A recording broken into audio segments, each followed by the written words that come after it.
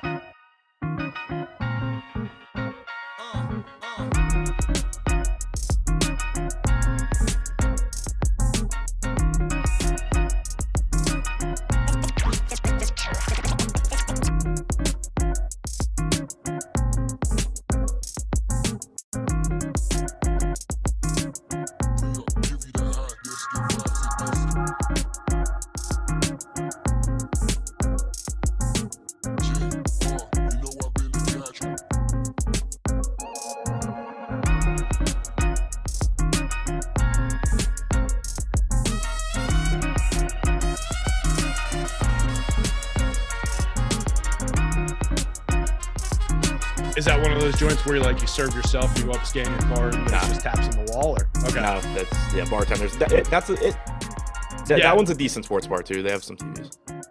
Okay, yeah, those.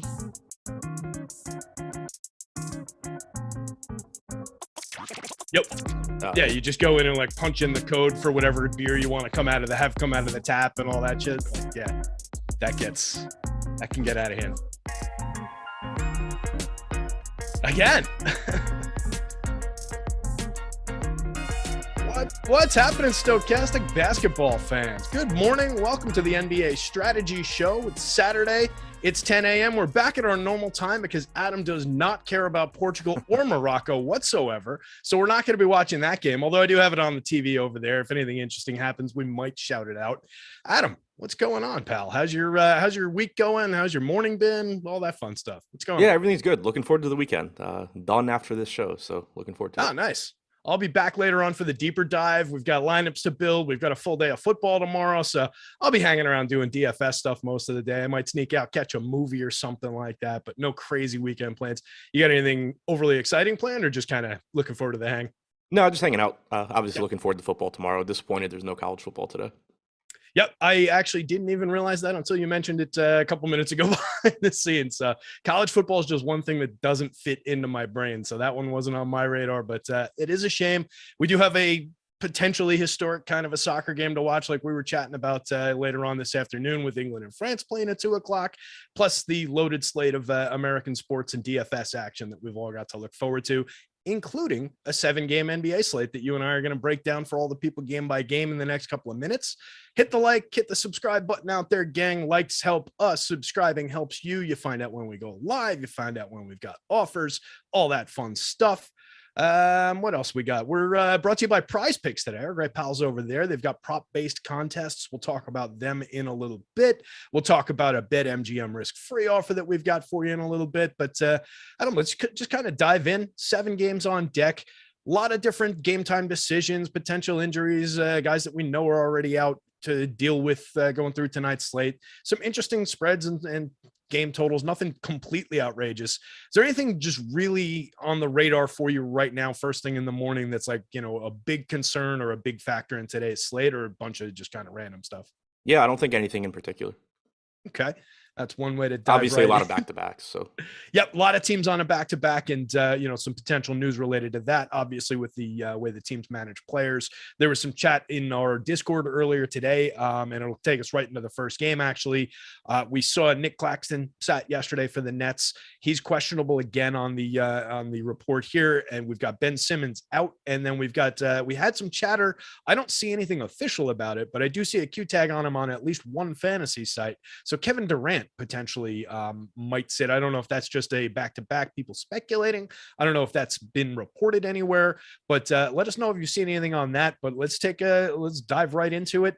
We've got the first game on deck. Brooklyn Nets with a coming into Indy as 1-point dogs with a 229 total on the board. What are we thinking on the Brooklyn side of things? Have you seen anything related to Durant as far as the news? I guess that's a good starting point as any. I hadn't seen anything related to Durant, so certainly something to keep an eye on. Also, we'll need to keep an eye on the statuses of both Ben Simmons and Nick Claxton. Claxton was ruled out not long before the game yesterday, a couple hours before. They limited Simmons to 20 minutes, so I don't know if Simmons plays today. I don't know if he's limited. I don't know if Claxton is back. There's a lot of moving parts here, and it makes it really difficult to talk about because obviously if you were to get a game where Simmons and Claxton are out, that's going to look wildly different than if they're both in. Obviously, Durant plays a huge role too. If you take all those guys out, then Kyrie Irving all day, and you're just getting all these other value pieces from the Nets. If everybody is in, then it's more in line with what you normally see, where Kevin Durant's going to look fine. Kyrie Irving at 8,700 looks pretty appealing. 6,400 for Claxton would look fine, but you're not getting the same level of options that you would otherwise. Yeah, if you end up losing all those guys, I mean, Kyrie at 8,600 multi-position guard on FanDuel, 8,700 point guard only on DK, but you have the util spot to use. He just becomes a smash play, like you said. I think that's a kind of a given at 1.11 fantasy points per minute.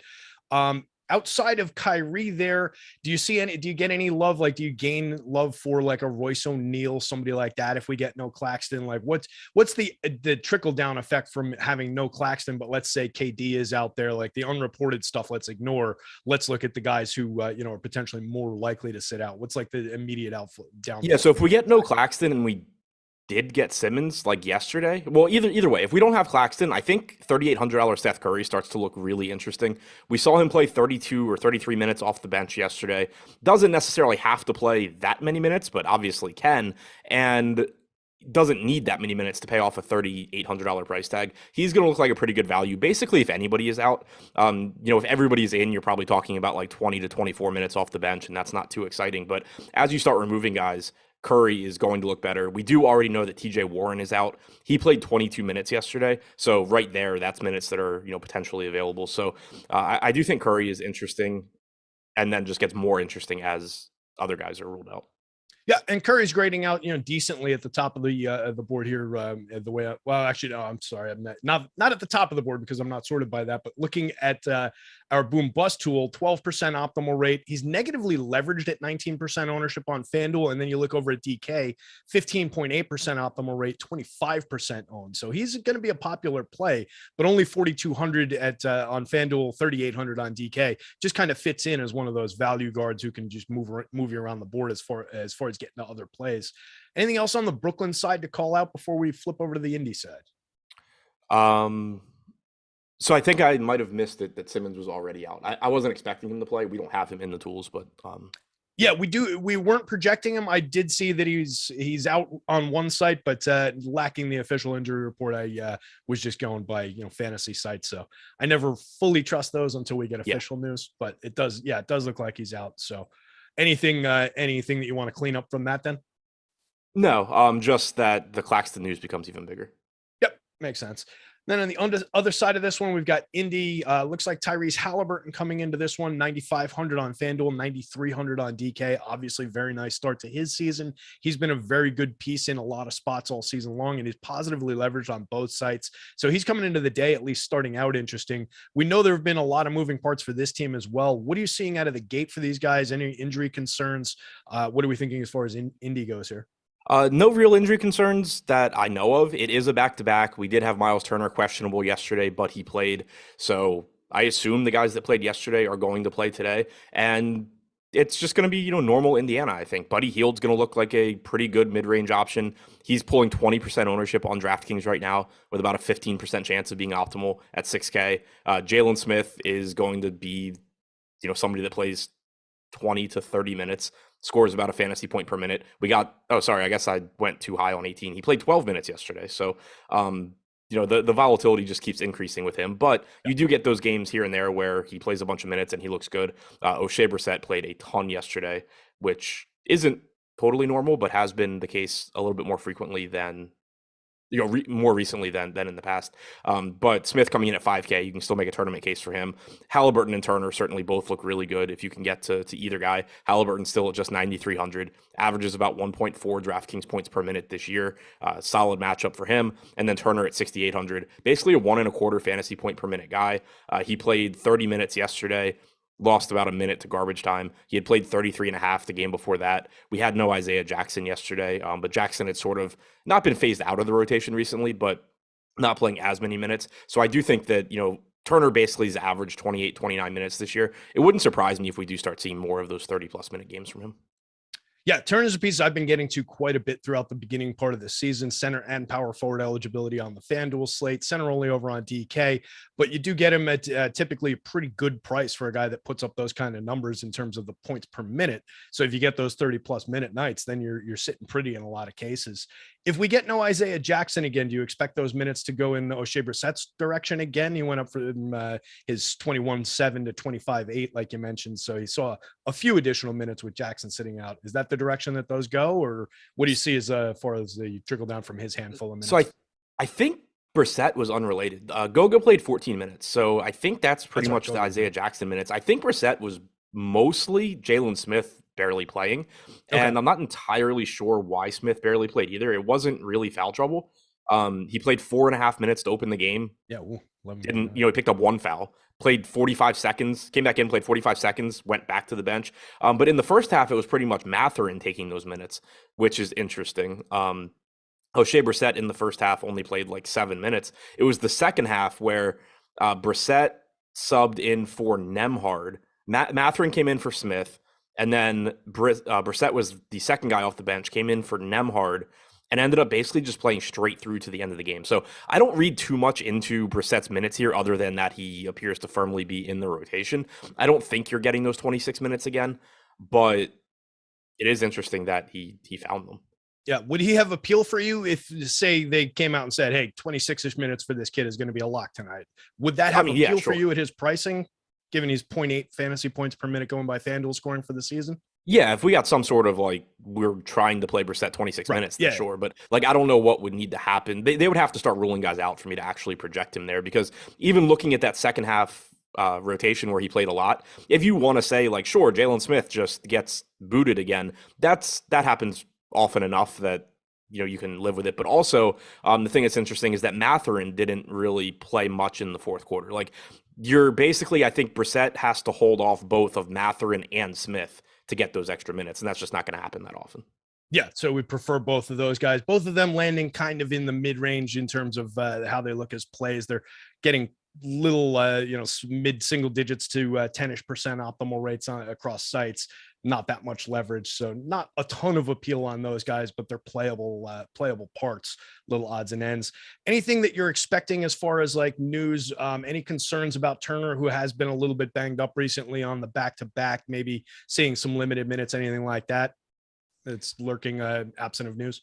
I'm not worried about the minutes. I just think it's, if he doesn't play, it wouldn't be the most surprising thing. But if he's in, I assume he's just playing.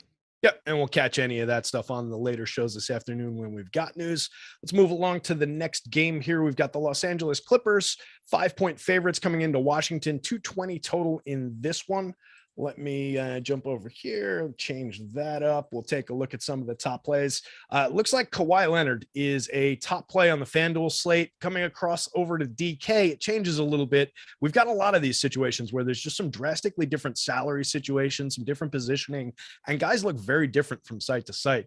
Kawhi looks okay. He looks playable-ish at 7,100 small forward, power forward on DK, but at 5,800 with the same multi-forward eligibility, he's coming up 42% optimal on FanDuel. So why don't we start with Kawhi and then talk through the rest of the Clippers here? Yeah, I mean, Kawhi at the cheaper FanDuel price tag certainly looks good. Looks, I don't know, okay, I guess, on DraftKings at 7,100. Just hard to get excited there when you expect there to still be some sort of minutes limit. He did play briefly in overtime in their last game, which was cool to see. He had played his basically 28 minutes or so in regulation. He did come back in for a minute and a half, so he got up to 30. So, there is some path to him getting 30 minutes again here. I kind of view it the same way that I did with James Harden yesterday, except for I certainly think the Clippers are going to be a hell of a lot more cautious with Kawhi than the Sixers were with Harden. But you saw Harden in his first game back where like they limited him to 30 minutes, but then he played a total of 38 because of overtime. It's not like you get to just like say to your body, you know, like, oh, it's overtime. These minutes don't count. You know, you saw Kawhi play 30 minutes, so he can play 30 minutes. I don't know. I'm not going to project him for 30, but it does make me more comfortable going to like 28, knowing there's a chance that they do tack on those extra couple of minutes as opposed to it just being like a hard out at 28 minutes again. Yep. And it looks like whoever's running projections today is a little slightly more bullish. We've got him 29.4. So we're pushing toward that 30-minute mark at 5,800 on FanDuel. That's just going to make him almost unavoidable for me. He's going to be in a lot of what I do today. What about the rest of the Clippers? It looks like John Wall's coming up pretty usable on both sites, negatively leveraged, but definitely a decent piece with multi-guard eligibility on FanDuel, point guard only on DK. And then some other odds and ends. You've got Marcus Morris. You've certainly got Paul George as a nice, star caliber play from them, who's coming up as a mid-range optimal piece today. What do you like from the rest of the Clippers here? I think Wall looks great. Reggie Jackson is out, so you should get John Wall starting. Probably not a coincidence that they're doing this in Washington as well. I expect Wall to play a lot of minutes here, and we don't have a huge sample size of him playing minutes with the other, with Kawhi and George. But his rates haven't been bad in the limited sample. With George specifically on the floor, Wall's played 180 minutes, 1.17 DraftKings points per minute, 23% usage rate, and a 38% assist percentage. So looking, very good there. He's only played 30 minutes with both of George and Kawhi on the floor. Only 1 fantasy point per minute, but still has a 25% usage rate and a 33% assist percentage. So I think that Wall has just played well enough this year and looked enough like himself where I don't expect him to just entirely disappear because he's playing with Paul George and Kawhi Leonard for more minutes. So at this price tag, I just don't think he's priced for Reggie Jackson to be out. And it makes him pretty clearly to me look like the top option from the Clippers. Yeah, and if that point production even if it falls at a fantasy point per minute, I'm pretty happy with that production at this price. And if it falls somewhere between that and the 1.15 FanDuel points per minute that he's put up for the season, the 1.17 that you mentioned before, that sounds pretty great to me at this price. So I'm going to have a ton of John Wall. It's going to be a lot of Wall, a lot of Kawhi. And then, like I said, there's a couple other moving parts that I know will come up a decent amount for me. Any rules or groups or anything like that you've got in mind for this Clippers team just to block out some of these moving parts? Not too much rules wise. There's just a lot of pieces that sort of can play alongside each other. So I don't want to necessarily, not have them together. Terrence Mann being questionable is important as well. Obviously if he's out too, that's going to open up some more minutes for some combination of Batum, Coffee, Boston. Not entirely sure who, but Kennard played 24 minutes last game, but they just have so many wings that play alongside each other. I'm not too concerned about the rules. One guy I do want to mention that's not getting ownership, but I do think is interesting is Zubats at 6,100, 0.3% ownership. Played 34 minutes last game. Yeah. Like I typically project him for 30 to 32, but he's a good point per minute guy. I still think he looks pretty decent here at only 6,100. Yeah, it's a good price at 61 on DK, 63 over on FanDuel, where you're getting only one crack at the center position. He doesn't have the multi-position eligibility that they're giving to a lot of guys this year. So you are dealing with that aspect of it. 33.7 minutes last time, like you said, 34 minutes, 22.6 on the FanDuel scoring. So not a great game from him, but overall 0.99 FanDuel points per minute. That's a fine play at center. There might be a few blocker pieces, but if I came up with a handful of shares a little bit over the field on Zubac on the FanDuel slate, I wouldn't mind at all. And then, yeah, same story over on DK. I think he's totally playable there, and you get 2 bites at the apple center wise if you want to use the util spot. So no issues with it over there. What about the Washington side of this one? A guy who's coming up on the top of the board on the DK side, another example, a little bit differentiated from site to site, although he does look good on FanDuel as well, is Denny Avdia. And then you've got Monte Morris on the board as well. You've got Kuzma, Porzingis, Goodwin's on the board as well after a nice night last night at a cheap price. What are we liking from the Washington side of this one? Looks like we're going to have a lot of this game. Yeah, we should. And so Will Barton appears to be questionable. Again, we don't have this injury report since they played last night, but Barton appears to be questionable. We won't have Beal. We won't have Rui. So there should still be a lot of minutes available. Denny Avdia somehow became less popular on DraftKings than he was yesterday at 40% ownership. I kind of joked about it on Twitter because it felt really disgusting having 80% of Denny Avdia on a 10-game slate, but I just couldn't really find a way to get away from it, and I don't think I really will be able to here either. And the reason is that, as much as I personally have a bias against him, rostering him in DFS. He's a little over a 0.8 fantasy point per minute guy overall this year. He's about 0.9 fantasy points per minute without Bradley Beal on the floor, which will obviously be the case. But we also now have 3 games where Avdia has played without Beal and without Rui. He has played 39, 41, and 40 minutes in those games. If you don't have Barton today, then those minutes are even more secure. The other thing to pay attention to here, though, is Barton, but also the G League guys, Johnny Davis, Devin Dotson. There is the potential for Washington to recall guys, and they have more bodies. But one way or the other, I expect Avdia to play a ton of minutes here. He's a good enough point per minute guy. Washington ran a really tight rotation yesterday as well. They played, I think, 8 guys total. And 9 if you include Anthony Gill's 2 minutes, but I think it was 8 guys total, and Gibson only played 9. So they basically ran a 7-man rotation outside of a few minutes for Taj Gibson. So it didn't appear that they were too concerned with, limiting minutes or anything like that. So again, paying attention to those G League guys if they get called up and if Barton's in will be important. But one way or the other, I think Avdia is going to look good. Monte Morris should play a lot again. He played 37 minutes a couple of games ago, played 34 and a half yesterday. If Barton is out, those minutes again look even more secure. Assuming Porzingis is good to go, you should get mid-30s in minutes. He once again was playing some minutes alongside Gafford yesterday as well, so it makes Gafford look a little bit better at 3,500. Kuzma is going to look good at 8,400 playing with no Beal. So Washington's just a really appealing team to get to again. And Jordan Goodwin, you mentioned him, but 4,300. If Barton is in, I don't really anticipate getting to Goodwin, but they gave Goodwin 34 minutes yesterday. If Barton is out and those G League guys aren't back, I think Goodwin plays a lot as well. Yeah, I had a good chunk of Goodwin yesterday. Like I mentioned to you before the show started, I ended up with a bunch of Davion Mitchell on FanDuel, but a lot of the other lineups had Goodwin in them and kind of saved my bacon on some of those spots. So he's a nice little producer, 0.97 FanDuel points per minute so far, 4,100. So yeah, if he's going to get some minutes, and it looks like we're projecting it that way without Barton in right now. So we'll see how it falls. Pay attention later in the day. Any of those guys, the G League types that are potentially going to be here, any of them hit the radar, or they have to be in the starting lineup to really hit the radar, or have an announced expectation of minutes anyway? Yeah, I don't think any of them are really playable. I think it's more they can just screw it up for everybody else.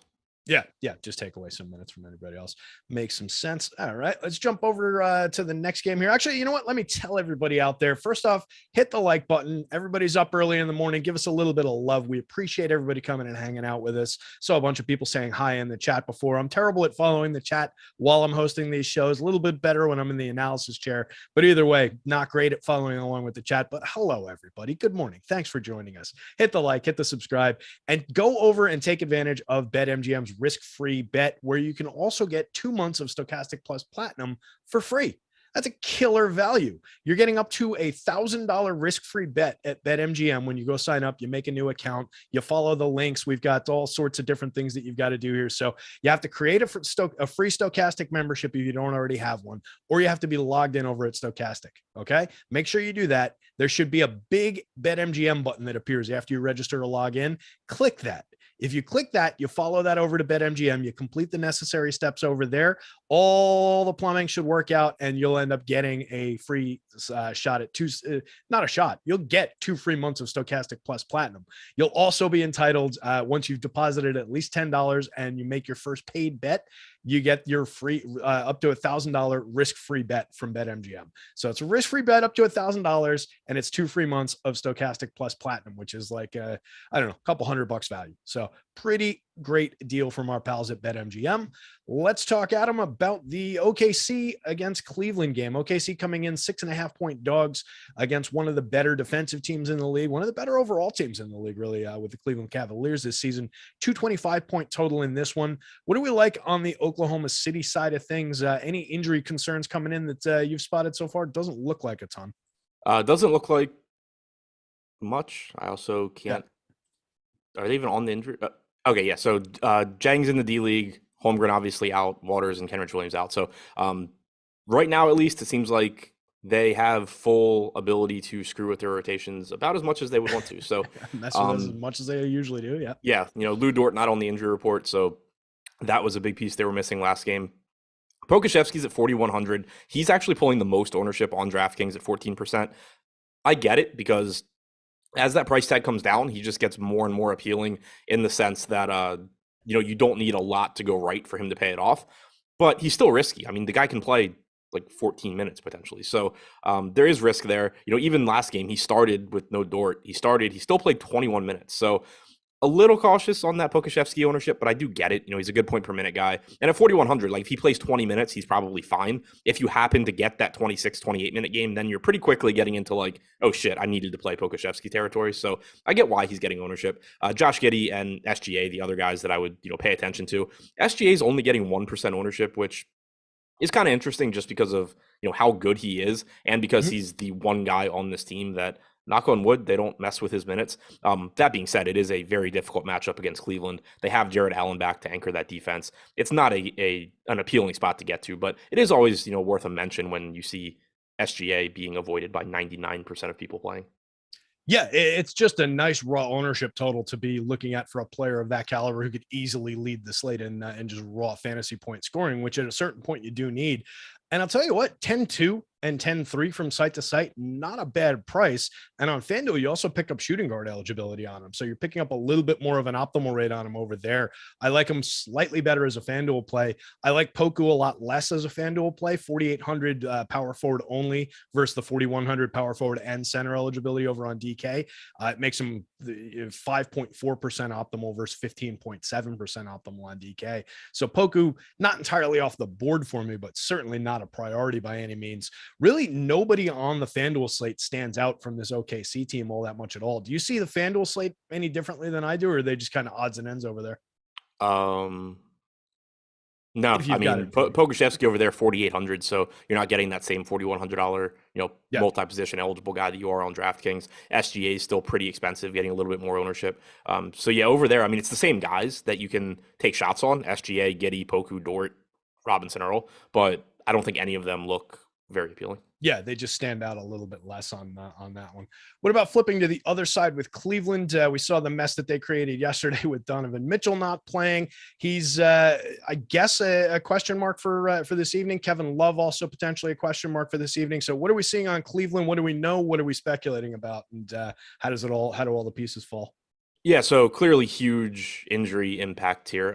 My assumption is that Mitchell plays. My guess, completely unfounded, is just that he wasn't going to play both ends, and so they just gave him the extra day.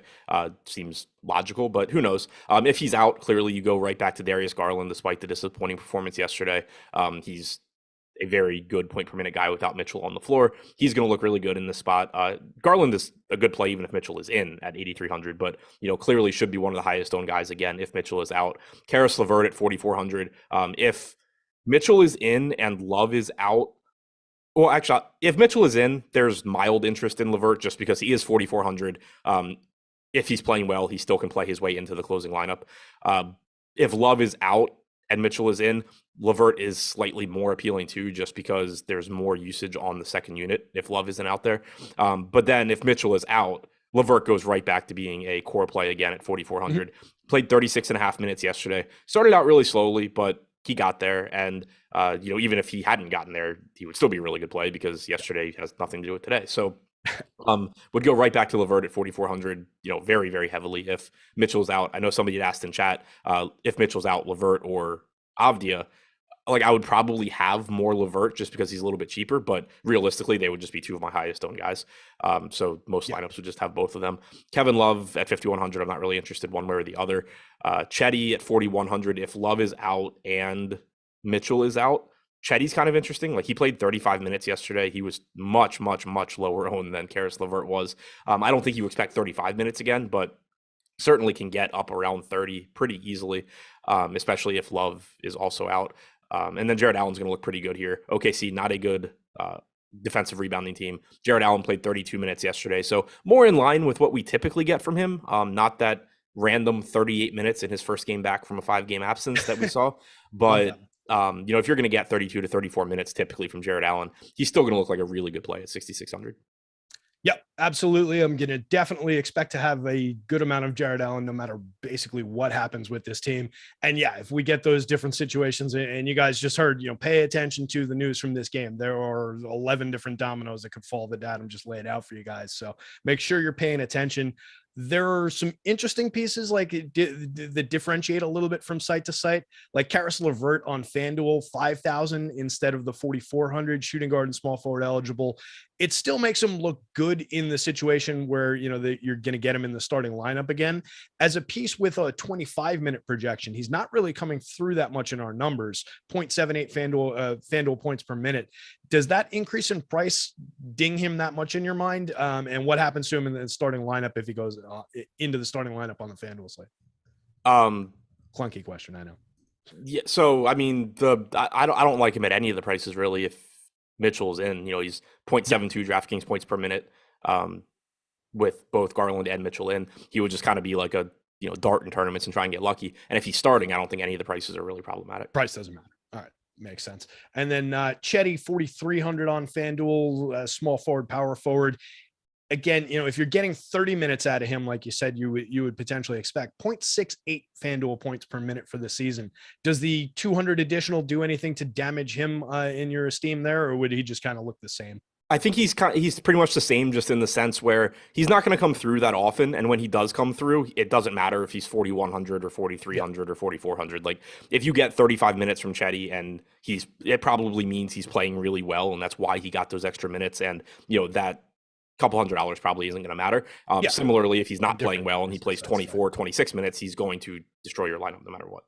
Yeah, exactly. Hate that guy. Anything else from this one, or can we move on? No, I think we move on. All right, let's tackle, I know I've got the PrizePicks plug listed here, but let's tackle one more before we do the read. We'll talk about Dallas coming in as 2-point dogs into Chicago, 222.5 total in this one. Dallas Mavericks, obviously we've got Luka on the top of the table in this one that we can talk about. I'm just pulling it up here now. So Luka, big standout game, 61.7, but obviously FanDuel points last night, but obviously monster salary. I think the highest salaried player on both sites. Coming through as a relatively strong optimal play on the FanDuel slate at 11.8 multi-guard eligible, but at 12.7 on DK, it's limiting him somewhat. 11.3% optimal, still a decent boom score probability over there and positively leveraged. What are you doing with Luka on this one? And then what are you doing with the rest of the Mavs? Anything else stand out? Certainly happy to get there. Doubt that I will get there too much. I really just haven't been getting up to these 12K plus guys all that often, outside of, the random slates where we just have like 4 3K guys that we can plug in. It's just that we're continuing to see where the top tier guys, Luka specifically, are priced correctly, but the mid tier guys are not. Like, it would be a different conversation if Luka were 12.7, but Kyrie is 10.5 or something like that, or 10K. And the guys like Kyrie or 10K, like Darius Garland is 9,500, Mitchell's 10K, Kyrie's 10K. Then you can kind of get back to it being like, all right, well, I'm probably best just playing some really cheap guys, hoping for the best there, so I can get to Luka and get that gap in point differential. But when you make Luka the correct price and you underprice guys like Kyrie and Garland and Mitchell, you're better off just saying, okay, well, I'm going to play the underpriced guys in Kyrie, Garland, and Mitchell. And then it's an added benefit that I don't have to play a $3,600 Lamar Stevens like to fit them in. I can actually I can play, Danny Avdia. Mm-hmm. And so it just ends up working out where your lineups are going to look a lot better. Typically, not paying up with the way the current pricing structure has been on DraftKings, your lineups are going to typically just look a lot better not having those top guys. Yeah, and people like to talk about that all the time, and I've heard you and Josh talked about it a few times this week in terms of the stars and scrubs versus balanced approach to lineups, and it's something that I think we all agree we just kind of don't really consider, and we just take how the lineups are produced because we all follow the numbers and use kind of a math-based approach to this. But people who do think about it in terms of that, it seems like there's an additionally flawed thought of just whatever these guys cost, the Lukas, the Joel Embiids of the world, I'm just going to pay for those guys and those are my stars, where it's really more of I'm slotting in these price ranges and this is what fits with these other price ranges, regardless of what the names are. And you're getting, it's just whatever guys are listed at that are your stars, where some people are just saying, okay, I have to have Luka regardless of his 12.7 price. It's just a different approach. It's not the correct approach to building a lineup there. So even when you're talking about stars and scrubs and you're considering that, that's almost adding another layer of like superstars, stars, and scrubs. You almost need to third layer it when they go out to that price. And other guys, like you said, like Kyrie and so on, are mispriced to the degree that they are. So yeah, exactly. Really I think what it is, a lot of people, started playing DFS a few years ago. And I mean, really up until this year, you had the softest pricing was on the top guys. Yep. You would have Luka at 11K while you have Trae Young at 10K. And clearly there, you just play Luka. And so stars and scrubs basically meant like it was the way people described their lineups, but really the only reason you're doing it is that the most underpriced players were the ones at the bottom and the ones at the top.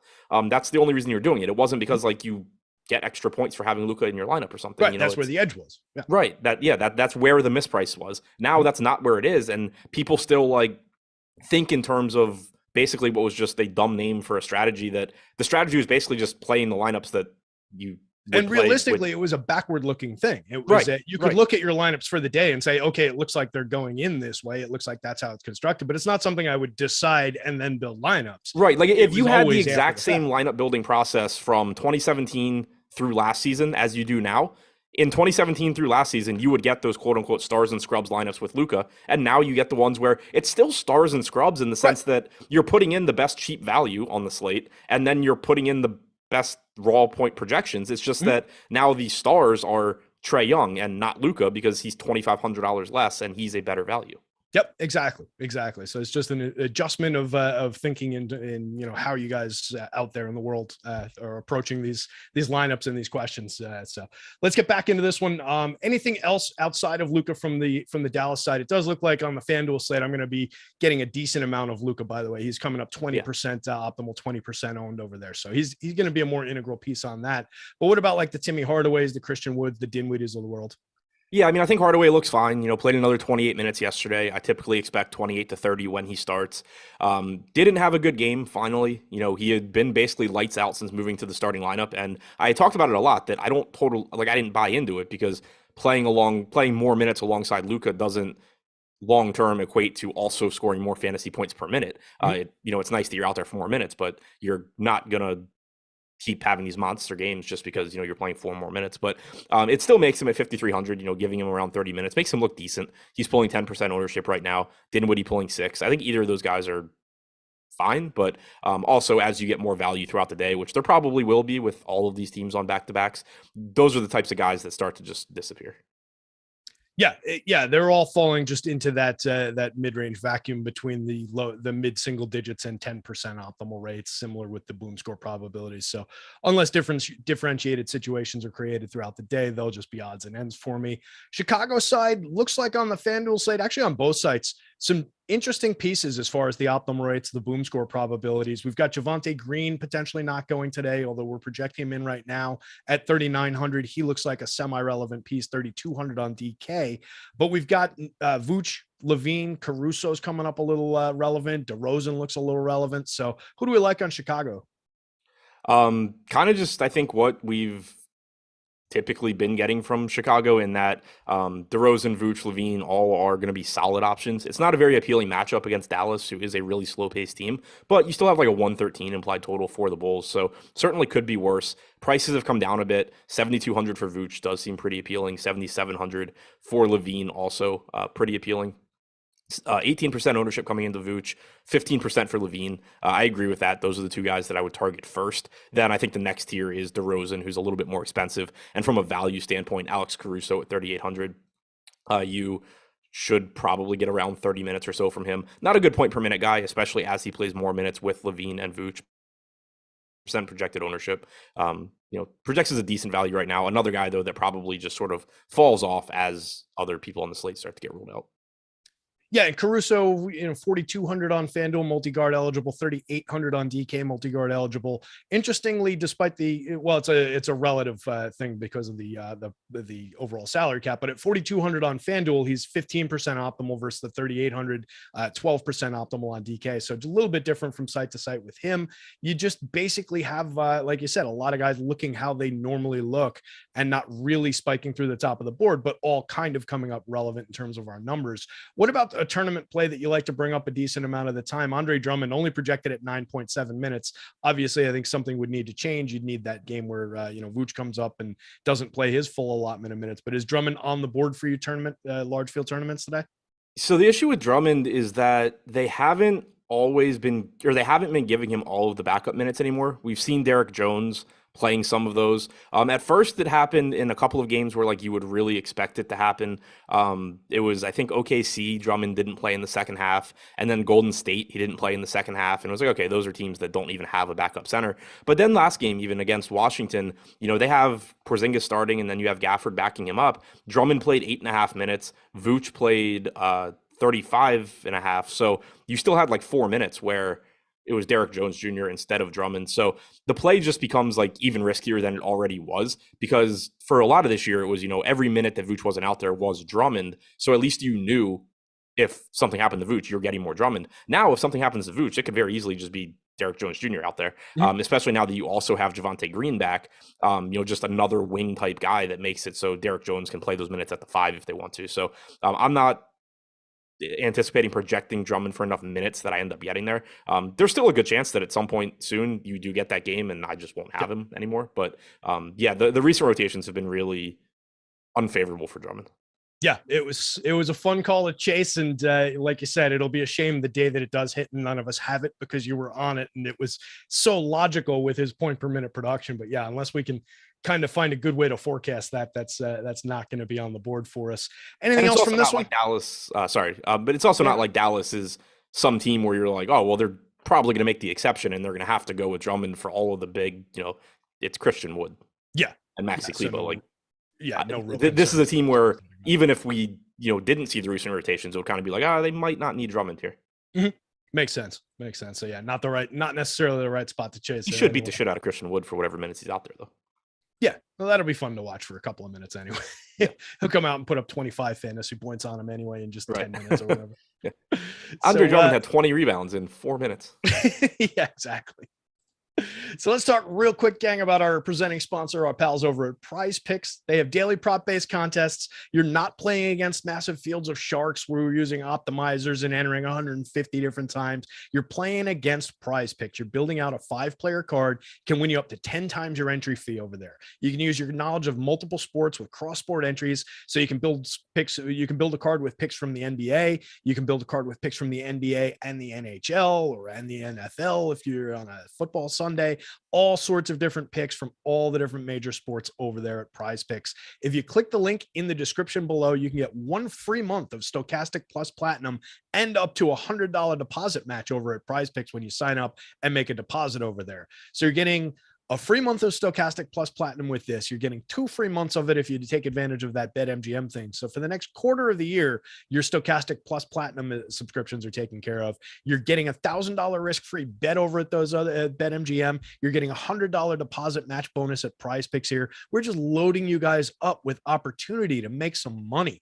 Go check out PrizePicks. Take advantage of the $100 deposit match bonus. Take advantage of the free month of Stokastic Plus. Start using our projections to build out your 5-player lineup cards and start winning 10 times your entry fee over at PrizePicks, you guys. It's a great site, a lot of fun, prop-based contests. Really good way to play. Make sure you're checking them out. Let's jump into the next game, Adam. We've got the Boston Celtics. Good one on deck. Highest total on the board at 235. Boston Celtics going into Golden State as favorites by 3.5. What do we like from the Boston side? Obviously, star-laden game here. Start us off with the Celtics side of things. What do you like on Boston? Yeah, this is like the first time in a while, I think, that I've actually been interested in Boston outside of just the, obligatory Jaylen Brown looks good, so does Jason Tatum. This is a really fast-paced Golden State team. This should be a good game. Boston 3-point road favorites, 119 implied total.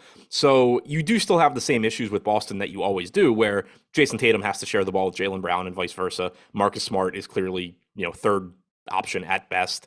But there's just more possessions to go around here, so it does make them look better. 18% ownership coming into Jaylen Brown at 8,800 with shooting guard, small forward eligibility. That looks very reasonable. Smart at 6,100 should play into the mid-30s. He's going to look good. Brogdon at 4,800 off the bench. You're likely to get mid-20s in minutes from him. We know he's a good point per minute guy. Still no Al Horford today, so it does make it easier for Brogdon to potentially find his way into the closing lineup as well, and get increased minutes that way. So I think Brown, Smart, Brogdon are the easiest guys to get to. Tatum at 10-8 though, like clearly you're still happy to get there. It's just that he has to compete with other really, really good players at that price range. But Jason Tatum in this spot, I still do like more than I normally do.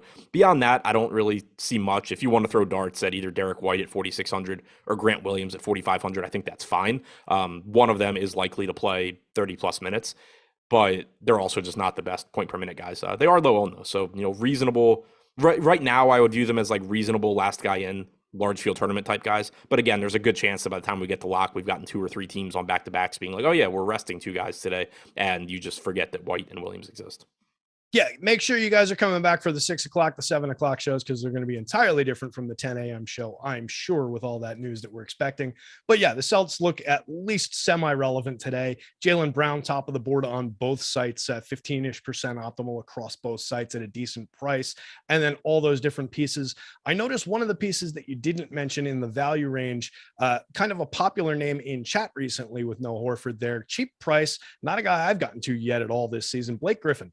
Any interest in Blake Griffin as a value piece? We're currently projecting him around 25 minutes tonight. Mild. The issue for me on DraftKings is he's center only. Earlier in the year, he was power forward center, and I would have been a lot more interested in a spot like this. He has been playing more minutes than I would have expected, or than I think he has to. But in the last game, for example, against Phoenix, he played 21 and a half minutes. That game was completely out of hand, and so nobody relevant played in the fourth quarter outside of a couple minutes for Jaylen Brown. I don't think Blake Griffin necessarily was coming back anyway. I think 22 is a pretty good projection on Blake Griffin, because I think there's a very good chance that he starts the game, he closes the first half, he starts the second half, and then you never see him again. But at 4K, if he does come back, even if he doesn't close the game, let's say they bring him back for a 4-minute stint at the start of the fourth quarter, and he does get to 26 minutes, that's probably enough to make him look like a decent value. So right now we have him projected at 4% ownership.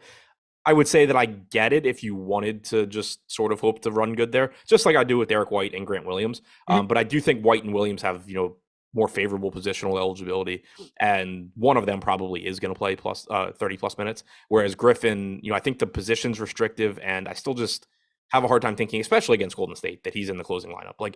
I just fully expect this closing lineup to be Brown, Tatum, Smart, and then 2 of Brogdon, White, Williams, probably Brogdon and Williams. Makes sense. So you're ranking those other 2 value pieces above Blake Griffin, but potentially maybe a little bit of interest. Does he pick up any potential interest for you at 4,300, picking up that power forward eligibility that you were looking for on the FanDuel slate? More so than on DraftKings, but same sort of issues. Just, I have a hard time thinking that this ends up being a slate where you needed 22 minutes of Blake Griffin. Yep. Totally with you on that one. Yeah. If that ends up killing me at the end of the night, it just wasn't my night. So I'm with you there. Looking at the other side of the board, some interesting pieces as well on the Golden State side of things. $9,900 Steph Curry on the FanDuel slate stands out a little bit to me. Looking at his DK price at 11.1, that's another one of those extremely differentiated pieces. So let's start with Steph. Are you getting to him on DK where he's coming up 7.9% optimal versus the 21% optimal that it looks like on FanDuel? I'd like to, but I mean, that's a hell of a price tag too. The one thing to say on Steph, and I think it is worth repeating every time we talk about Golden State, he has been a different fantasy player this year. He's at 1.5 DraftKings points per minute. He has a double-digit rebounding percentage, nearly a 30% assist percentage, in addition to being wildly efficient as a scorer on 30% usage. So he is a bit more. He's a little bit more appealing this year than he has been in the past. In the past, he's been a 1.4 fantasy point per minute guy, and you would really often get him at a price point where it's he's too high for his median, but if he knocks down 10 threes, then obviously you have to have him. Now at 11.1, I think you are kind of back to that point. But when he was, 10.2, 10.3, I actually thought he was a pretty good play most of the time at those prices. But at 11.1, I think it's back to where he's correctly priced. You should be getting him some if you're playing a lot of lineups, just because he does have that potential to just absolutely break a slate, but I don't think there's a ton of value at 11.1. 9,900 on FanDuel, point guard only, different story.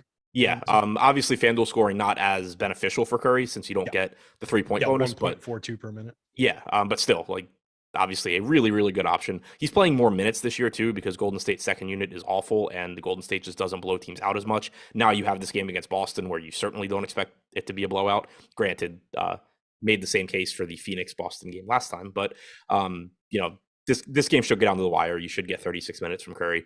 He certainly looks very good on FanDuel. Yep, like that piece a lot. And then some other relevant pieces from site to site with basically similar pricing positioning site to site, fortunately. Draymond, the obvious names, right? Draymond, Clay, Kevon Looney a little bit.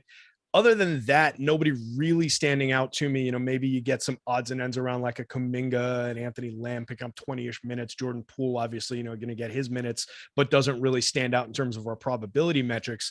Anybody really that you're chasing for, larger field shares than the field here? I wouldn't say anybody that really stands out. I certainly think the Boston side of this game is more appealing. I do think that Clay, Draymond, and Poole are all interesting enough. Like, you should still get Poole in the starting lineup. He played 32 minutes in the last game where they weren't resting everybody. But he also probably lost a couple of minutes at the end of the first half. Looks like he got a tech and went to the bench when he probably would have closed the half for 2 more minutes. So I think expecting around 34 minutes from Poole is reasonable. But you also have to keep in mind that he's playing more minutes alongside Steph Curry than normal. So you can't just assume he's going to put up the same numbers that he always does. And his price tag has come up a little bit. Draymond at 6,200 is probably the easiest of those other pieces to get to, just because he is the cheapest.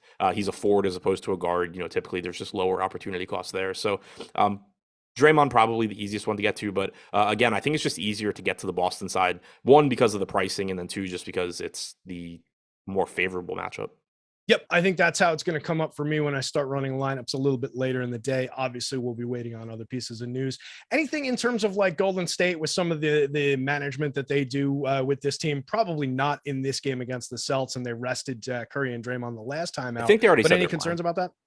I'm pretty sure they had already announced that they're all playing.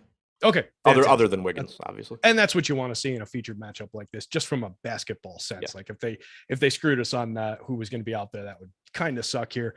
Quick on-air production meeting. Mikey in the background there. I'm going to skip over the Hall of Fame. Everybody out there probably knows about the Hall of Fame. Put the Stokastic logo on your FanDuel or your DraftKings account. If you finish in the top 3 in a contest with more than 5,000 entries in it, you can win yourself a free month of Stokastic Plus by tweeting it to Stokastic HOF. Congratulations to all the people in the Hall of Fame. We're also giving away 3 days of NBA. So for the other free months of Stokastic Plus Platinum were not enough for you, now we've also got 3 days of NBA. So you can jump behind the scenes, just check out the basketball product if you want. Totally risk-free trial. Go over to Stokastic. There's a link, I'm sure somewhere down here. There's a link in the description. It's here all in caps. How about that? So make sure you're checking out the NBA content for free for 3 days over at Stokastic. Adam, let's continue here. We got to hit the gas pedal a little bit. I don't think there's anything coming up behind us, so we got a few extra minutes, but obviously blowing through 10:55. Utah Jazz, 8-point dogs going into Denver, 233-point total in this one. What are we liking from the Jazz side of things? Obviously, we've had a few moving parts on this team lately as well with the men in the middle. So what are we seeing from Utah? Yeah, kind of tough here because I have no idea who's playing. Lauri Markkanen has missed the last couple of games. I, for now, will assume he's going to play, and if he does, I do like him. Talked about him a lot prior to the 2 games that he ended up missing, but I don't think Mike Conley's return takes minutes away from Markkanen or hurts him at all. I think he just continues to be a high usage, 1.1 to 1.2 fantasy point per minute guy, playing 34 to 36 minutes. I haven't seen if Conley is playing today. I know he came off the bench yesterday.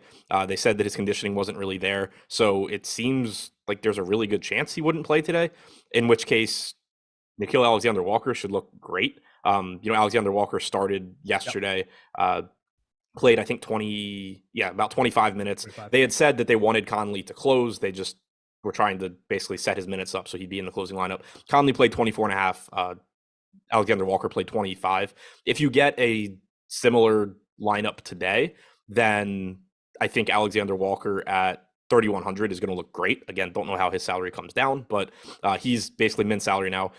If Conley is in, Alexander Walker looks very good. If Conley is out, he looks even better because we know Colin Sexton is out as well. So as long as Alexander Walker is starting, he's going to look good, at least good, if not great. Mm-hmm. If Markkanen is in, I kind of like him. Beasley, Olynyk, Clarkson, I think are all reasonable, but not the most appealing spot against Denver. So to me, the one guy that really stands out is Alexander Walker, assuming that he is in the starting lineup. Walker Kessler started again yesterday. Did deal with foul trouble, so he only played 21 minutes. Right now, we have him projected for no ownership at 4K. If that holds, I'm going to go back there. Like, I think projecting it to be like a 24-24 split between him and Vandy makes sense. Obviously, foul risk is very high in this spot, but I can't imagine that they wouldn't want his defense on the floor as much as they can. Yeah, he's definitely been an interesting piece. More so, I would think, on the DraftKings slate, especially tonight, looking at, obviously center only eligibility and 5,500. That's a very different play over on FanDuel versus the 4,000 and center only on DK. So I think there's definitely some more playability there. But I do like a lot of the different pieces. Nickeil Alexander-Walker in particular. He's 4,500 shooting guard small forward on FanDuel. So it's different in terms of how it hits the board and how it hits the various optimal rates and everything than it is at 3,100 point guard shooting guard on DK, where he's one of the best optimal pieces, the best leverage pieces overall on the entire slate, as we've got it projected now with Conley in. So yeah, obviously if you're picking up even more minutes beyond the 23 that we've got him projected for, he's just going to shoot through the roof on that DraftKings slate. So definitely a piece to keep an eye on, some news to keep an eye on. What about the Denver side of things? Jamal Murray firmly back in this rotation. The last bunch of games looking pretty good. 40 FanDuel points out the last time out, 55.5 FanDuel points for Jokic the last time out. We all know what he can give us, but big price tag on him. What are you seeing from the Denver side of things? Just a lot of plays that look pretty appealing and pretty similar. Jokic at 11.5, clearly going to be happy to get there. I know somebody in chat a minute ago had asked, more fantasy points between Jokic and Luka. I think the answer is Luka, but on DraftKings, you're talking about a $1,200 price difference. So It's just going to be easier to get to Jokic. And also one thing that makes it a little bit easier to get to him as well, there are good center plays on this slate, but we haven't spent nearly as much time harping on good center plays as you normally would on, a 7 or 8 game slate. So I do think the opportunity cost is a little bit lower than normal, just not quite as many good centers playing today. So Jokic looks good. 7,200 for Jamal Murray. I think you kind of have to like that in a competitive game, likely to play into the mid 30s. I typically project around 32 minutes, but he can certainly play more. Aaron Gordon has played really well recently, and I think there's something to it. Not only, is Michael Porter Jr. out, and you've seen a little bit of increased production from Aaron Gordon for that reason, but he's just talked about, being more aggressive and sort of somehow it took him 10 years, but sort of finally figuring out that he's a freak and he's a matchup nightmare. If you're quick enough to keep up with him, he's bigger than you. And if you're big enough to slow him down, he's faster than you. So somehow he finally is just now figuring that out. I don't know, the guy's clearly had basketball success his whole life. I don't know why it took him this long, but 6,400, I think still a good price tag on him. You're getting a little bit of increased playing time too with Michael Porter Jr. being out, typically getting around 31 minutes from him. Bones Highland in tournaments is really interesting. He played 26 minutes last game. He wasn't very good, but that's 2 games in a row now where we've gotten very, just substantial playing time from Bones Highland. He played 30 the game before because of some foul trouble to guys ahead of him. I think it's more likely he settles into this 24 to 26 minute role, but he's a really good point per minute guy. He's 5,500 and pulling 2% ownership right now. So if that holds, I like getting there. And then KCP 3,900, sort of the opposite of Bones Highland. You just know he's going to play around 30 minutes and he's like a 0.75, 0.8 fantasy point per minute guy. So sort of just like a glue guy for your lineups where you're certainly not clicking him first, but if you get to the end of the lineup and it's just I have $3,900 and KCP fits, then there he is again. Yeah, exactly. Yeah. Glue guy is a good term. He has been just stuck in my lineups on FanDuel for the entire season. I haven't been able to get away from him. You bring up much better real life player than DFS player. Oh yeah, absolutely. Yeah, definitely a guy you would want on your team. I think for for what he does on the real life basketball court. But FanDuel, not the greatest. But yeah, he's in there a lot, and I think he probably will be again today. You brought up an interesting point about centers, and I do want to hit on it real quick because just looking at the board, just in terms of the pricing, we've got Jokic at 11.5 on DK. Then you've got KP, Kristaps Porzingis at 9.3. Not a lot of other pricey centers. Looking at the optimal rates, you get 7.2K Nikola Vukovic, who we didn't really hit on all that much outside of you giving him a quick mention as our leading optimal center on the DK slate. On FanDuel, the board's a little bit different. You get Jared Allen, Kevon Looney kind of up top, and a bunch of guys with center and power forward eligibility. But how are you attacking center in general? How do you see center falling for you in general today? Yeah, I think it's just I'll probably end up being a little bit more concentrated at the position tonight than I normally am. It's normally a position where a lot of times I'll end up pretty spread out because you just have a bunch of guys in that 6 to 8K range that look pretty similar. And today there are some good plays there. We haven't talked about Nurkic and Gobert yet in the last game. They both look good. Mm-hmm. Allen certainly looks good. Vooch looks good. Porzingis is fine if you can get there. He's more expensive, but you just don't you're missing Capella. You're missing, I don't know off the top of my head, but you don't have Ayton. You don't have Joval. There's just a bunch of high upside guys that aren't on this slate. So there's still a lot of good center plays. Miles Turner, Claxton if he's in, but just not quite as much opportunity cost as usual. So I think it's just going to naturally end up being a little bit more concentrated. Yeah, and not one of those slates where you've got like the dueling star centers with like Embiid and Jokic on it as well. Yeah, Embiid's another one not being on the slate. Yeah, so you've got just kind of a differently shaped slate around the position. It should be interesting, especially with all the ways that some of these multi-position wings and guards are creating value as well. So let's jump into that last game. I'm sure Mikey wants to get out of here. We're already overtime in this one a little bit. We've got the Minnesota Timberwolves 6-point dogs going into Portland. Another nice total. Last 3 games all carrying 230 plus totals. This one's sitting at 231 coming in. You just mentioned, obviously there's center plays on both sides of this one. What do we like from the visiting Minnesota side of this one first? Yeah, so assuming that they're not resting anybody, I like all of their main guys. One thing to certainly keep an eye on here, I had mentioned it yesterday coming into the slate, and then, of course, it just ended up not mattering, and it actually hurt me on the late slate. But Jordan McLaughlin got hurt during the game yesterday. If he is out, you can project more minutes for D'Angelo Russell. He's averaged several minutes more per game without him this year. And obviously with Towns being out, you get increased production for Russell. So if Jordan McLaughlin misses this game, $7,300 D'Angelo Russell is going to look fantastic. If he's in, Russell still looks good. But I think you go from like a 30-minute projection to probably 33, 34 on D'Angelo Russell if he's out. Rudy Gobert at 7K still looks good. Had a decent game last night. Had a big game the game before. I think we just continue to see him put up normal numbers. I never really bought into him being worse without Karl Anthony Towns on the floor thing because it just made no sense. And I think you're seeing that start to stabilize. So 7K still looks a little bit cheap for him.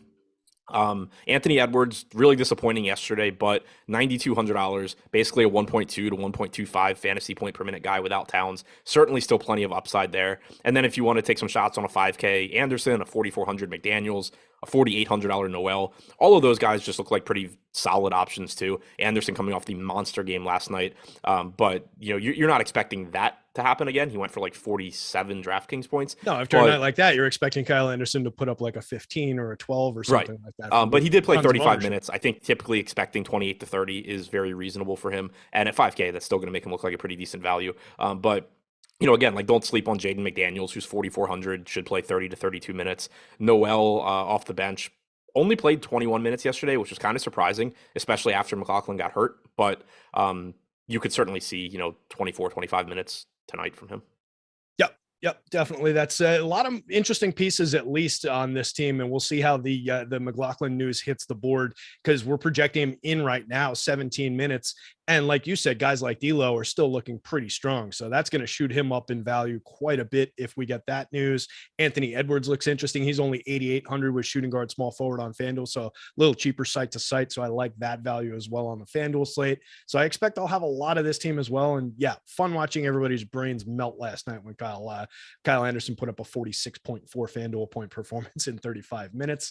What about the other side of this one? Portland's, we know they've got Dame back in the rotation. Looks like most of the pieces are here. Nurk, Josh Hart, Dame, Jeremy Grant. What do we like from the Portland side of this one? So Nurkic is the one that really stands out. Played 31 minutes again last game. This is another spot where, we've seen times where Portland closes small when they're fully healthy and you get Winslow over Nurkic. They obviously can do that here. It's flawed to just say like, oh, the other team has a center, so they have to go with Nurkic. You can still play 5 out and make life difficult on the other team, but it does increase the chances that they go to Nurkic as opposed to if it were a team that you expect to close without a center, then it becomes difficult on Nurkic. And knowing that Portland is willing to go Winslow, it becomes likely that Nurkic isn't out there. But against Gobert, I expect it to be Nurkic more often than not. He's only 7,200. He's also not the type of guy that I'm concerned about Gobert defensively. Nurkic is capable of scoring away from the basket. He's not, just reliant on grabbing rebounds and scoring on the rim against Gobert, or scoring at the rim against Gobert. So I think Nurkic looks really good here. Dame at 10-1 from a ceiling standpoint looks fine. Same goes for Grant. But I think Nurkic is the clear priority. He is pulling on DraftKings like 9% ownership. So that's pretty appealing. He's the highest on the team. Hart's at 8%, Grant's at 7%, Lillard's at 2%. So yeah, I think it's a really appealing game. I like them in tournaments at low ownership, even though they don't project as the best plays. Yeah, definitely. As far as the point totals and everything, like I said, teeing this one up, the last 3 games of the night seem pretty appealing in terms of the game environments and spots to go to. A lot of interesting plays that we've talked about in these last 3 as well.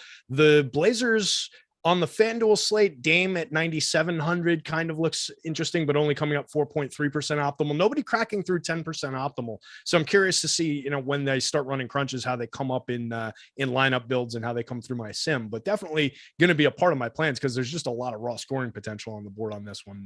So I love Portland as a team where you kind of can just grab a guy at pretty low ownership and be like, all right, it's a good matchup. One of you is probably going to significantly overperform. Let's just get to it all. Yeah, and they're typically just reliably who they are, priced around where they should be. Like, there's not a lot of weird outliers with this team a lot of the time. So definitely one that I've been getting to quite a bit.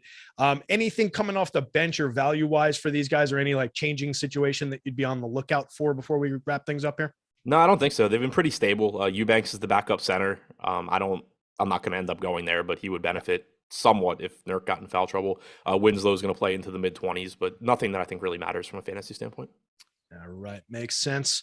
So with that, gang, that's the end of this one. Let's take a look at the upcoming schedule, see what we've got on deck for everybody. Looks like 1 o'clock. So fortunately, we didn't quite run into the next show. 1 o'clock is the NFL strategy show with Greg and Neil. 4 o'clock, MMA Live Before Lock with Josh and Pete.